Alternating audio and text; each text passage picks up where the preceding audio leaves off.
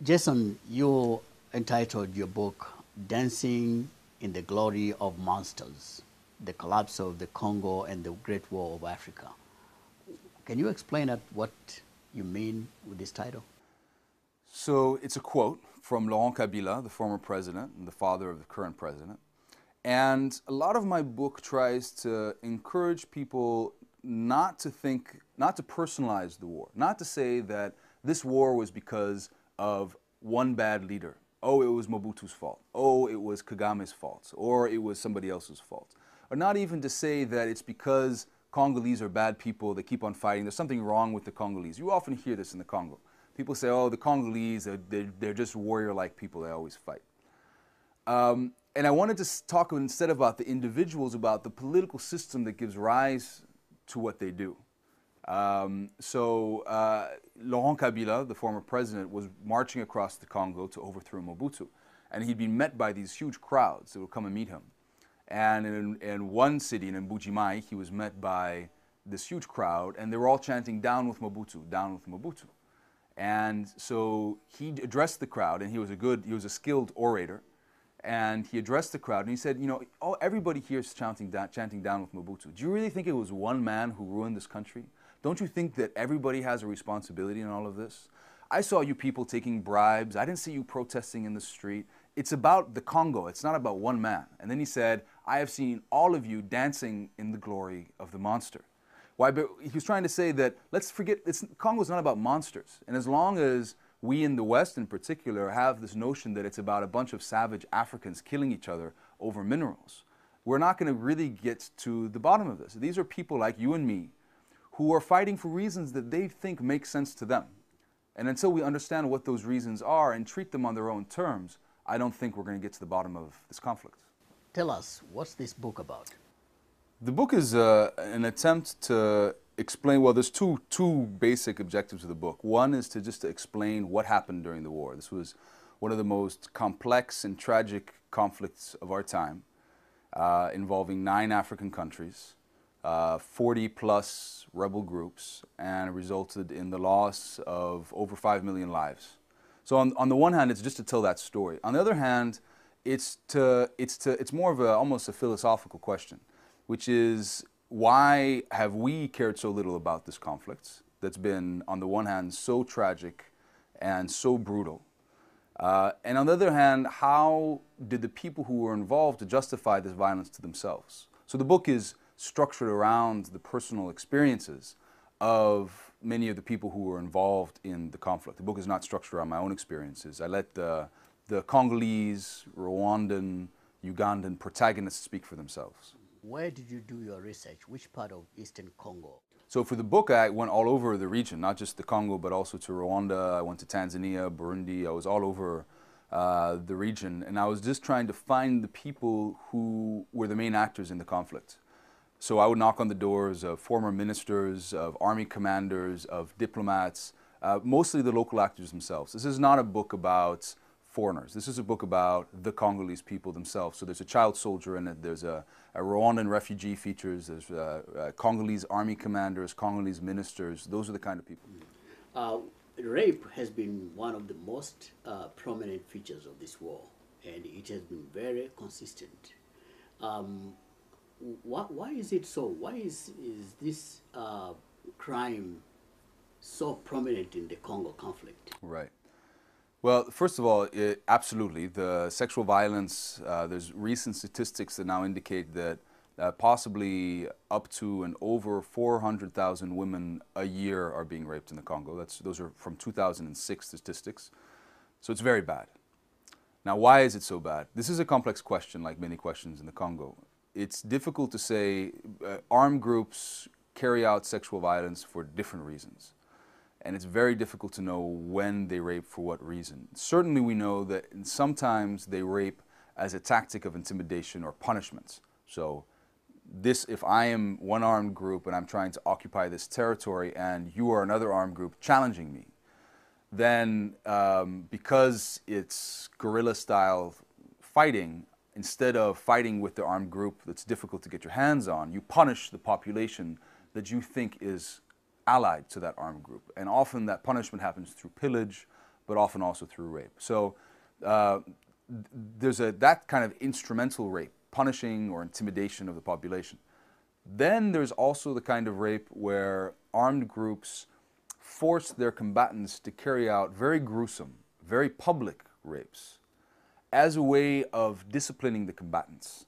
It's almost a way of socializing the combatants into the armed group and removing them from the society that they came from, which is one of the reasons I personally think that you see so many gang rapes in the Congo, in public.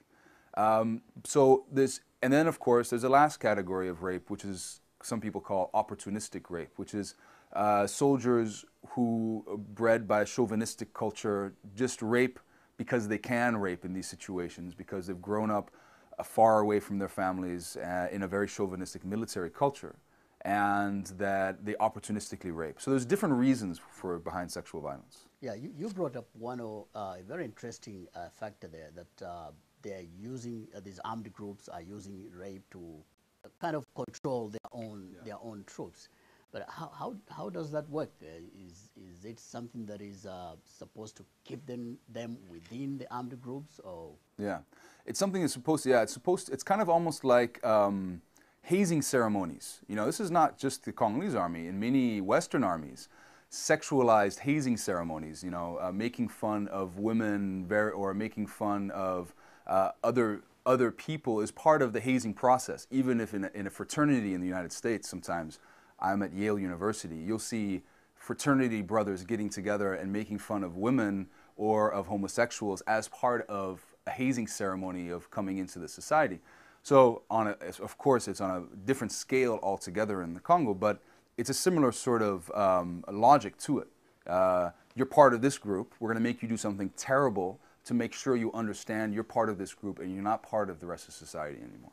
And for the record, which of these groups do commit these sexual violences? Is it one, two, or all of them? It's pretty much all of them. It's difficult to find a group that has not committed sexual violence in the past. Now, the largest group in the Congo is the Congolese army. It's roughly 160,000 troops. So therefore, it's no surprise that the largest perpetrator in terms of numbers is the Congolese army and the Congolese police forces. But, you know, in terms of all statistics and numbers in sexual violence, you have to take it with a grain of salt, just because it's very difficult. Most of them go unreported. It's very difficult to know. So we think that the Congolese army is the largest perpetrator, but all groups, to our knowledge, carry out sexual violence. While researching your book, did you get a chance to speak to the rape victims? And if you did, what are they saying? My book is primarily about the history of the war and the complexity of the war. Sexual violence is one of the aspects I talk about. And yes, I mean, I remember in one case in the village of Kasika, which is in South Kivu province. I went to this village. It was the scene of a terrible massacre by Rwandan troops and their allies in 1998. And I went to Kasika and I interviewed, there's about 1,000 people were probably killed. And I interviewed the locals. And I stayed there for several days, and I went with a Congolese friend of mine who worked for the human rights organization I used to work for. And we went and we interviewed many people, and at the end of our stay there, we were at the marketplace, and we were discussing with some elders at the marketplace about these violations. And then I was about to close and go and leave, and my friend, Rafael, told me, no, we have to ask about sexual violence. And I said, no, but we're in a public space here. I can't ask about, you know, this is going to be embarrassing. There were women milling about in the market and looking at us. You know, a crowd had gathered. And Rafael insisted, no, we have to ask about sexual violence. So I said, in a very delicate fashion, you know, in the process of this terrible massacre that happened here, is it maybe possible that something bad might have happened to the women as well? And without being prompted, 4 women came to the front immediately and shouted out in Swahili, "We have all been raped. Every single one of us has been raped, multiple times." So not only did that show to me to what extent it was pervasive, but to what extent that it didn't matter, it wasn't even a shameful thing anymore. It happened to everybody. And it was so, and I think this happens often in the Congo, you know, yes, it's deeply humiliating, but it's something that's such a burning issue, I think, for Congolese society that they speak out about. And you write in your book that the Congo War is a war within wars. Can you explain that? It's like babushka dolls that you find. We have a larger babushka doll. Inside, you have smaller dolls. And the Congo War is kind of like that. You go and you research, and in the beginning, you think, oh, this was a war between groups backed by Rwanda and groups backed by the Congo. And then you go to the provinces, and you find out that those Rwandan groups were fighting amongst each other. And then you find out, even as you go to the village, that amongst each other, they were fighting amongst each other. So I think what had happened, you know, in many ways, the story of the Congo War is a story of the decay of the Congolese states under Mobutu, but even before him, the Belgian colony. It's a very weak state. And the fact that it's a weak state, with a weak army and weak state institutions, has allowed a lot of local grievances to be expressed in a very aggressive, brutal, military fashion almost. So it's not a story of just 9 African armies, but 9 African armies that then back local armed groups. I call this in my book, I compare this to The Sorcerer's Apprentice, which is the story by Faust that's in Fantasia, with the brooms that keep on splitting and splitting and splitting. When the sorcerer goes away, his apprentice makes a mess of it. And to a certain extent, these armies were kind of like the sorcerer who left their apprentices with the brooms. And then the brooms, which are the armed groups, kept on splitting. And today, as I said, we have certainly over 30 armed groups that are active on Congolese soil. Mm-hmm. And the current war has been going on for almost a decade and a half now. And but the world's attention has not been really focused on this Congo conflict. Why is that? Well, there's the conspiracy theory, which is that we don't care about the Congo because we're involved and complicit in it. To be honest with you, I think a deeper problem is just that it is Americans, people around the world, have a hard time caring about something that they don't understand. There was I quote, in my book, I quote Nicholas Kristof, who works for the New York Times.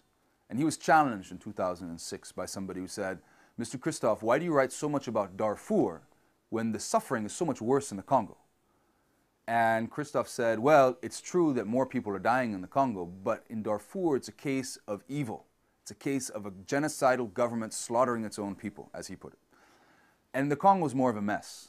I mean, I'm paraphrasing him here, but it's this idea that it's too complex. It's not good versus bad. It's not one side versus another. And it's because it's so complex. It's because there's so many different actors and so many different layers that journalists, but also diplomats and other people throw their hands up in the air and say, well, we can't do anything. What are we supposed to do? And it's also harder for people in the United States to understand and care about something like that, which is what I think now sexual violence has really brought to now this they can understand. Maybe they can't understand 40 different African armed groups fighting over the territory for many complex reasons, but they can understand 400,000 women a year being raped. That's a terrible thing and something needs to be done. What does the riches of Congo, the minerals, play in this conflict? Yeah, well, I mean, Congo's been called the geological scandal. And it does have uranium, tin, copper, cobalt, diamonds, gold, you name it. It's very important to note that minerals were not at the origin of the war in 1996. The war in 1996 began because of the collapse of the Congolese state and because of the spillover from the Rwandan genocide in 1994 that sent 1 million refugees into the Congo along with the perpetrators of the genocide. It was geopolitical. Then, Rwanda invaded the Congo to break up those refugee camps. It was political at the beginning, and minerals played a relatively minor role at the beginning. But as the war then went on and more countries became involved, and each of those countries began to back local proxies, it became very expensive. And they also discovered that there's an immense amount of wealth and riches here, and they began to finance the fighting through that. And then the wealth in itself became an objective in the war, and many people got very rich off it. So it is now one of the causes of the war. But I would caution anybody who believes that we can finish the war by dealing with conflict minerals. Just as the war did not begin with conflict minerals, and the war, like all wars, is about power and politics, you're not going to end the Congo War just by dealing with this one issue. But it is an important issue to deal with. And I think the initiatives in particular in the United States to deal with conflict minerals, as they call them, are admirable. given the fact that you have lived in the Congo, you have researched before writing this book, and in light of the upcoming elections in November this year in the Democratic Republic of Congo, what are your predictions as far as ending the conflict in Eastern Congo? Well, let me first say that the elections are going to be probably more contentious than the elections in 2006. More contentious in the sense that the incumbent, Joseph Kabila, who won in 2006, was favored to win. And I think the elections were relatively free and fair, and I think that, you know, even in a 100% free and fair election, he would have won. Whereas this time around, the incumbent, Joseph Kabila, is going to face a much harder time. I think many of the areas where he carried the election 90% of the vote or 99% of the vote in the East are now very upset with Kabila because of the extreme violence that has continued in the East. He won the election based on his peacemaking credentials. And many people now cast that into doubt, in the East in particular. So you're going into an electoral process where the incumbent is not as likely to win, or maybe not likely to win at all. That is a different kind. He's going to have a different attitude towards these elections than in 2006. And I think that the danger of vote rigging and intimidation is going to be large. So that's the first point.